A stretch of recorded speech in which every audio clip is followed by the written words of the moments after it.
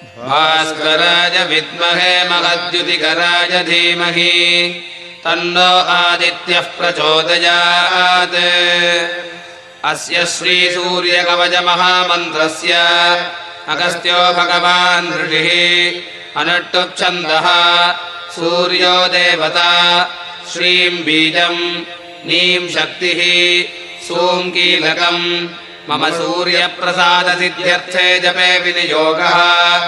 जपाकुसुमसङ्काशम् द्विभुजम् पद्महस्तकम् सिन्धूराम्बरमाल्यम् च रक्तगन्धानुलेपनम् माणिक्यरत्नखचित सर्वाभरणभूषितम् सप्ताश्वरसवाहम् च मेरुम् यान्तम् प्रदक्षिणम् देवासुरवरैर्वन्द्यम् रश्मिभिः परिवेष्टितम् सूर्यम् ध्यात्वा सुवर्णाभम् पठेच्च कवचम् मुदा घृणिः पातु शिरोदेशम् सूर्यः पातु ललाटम्।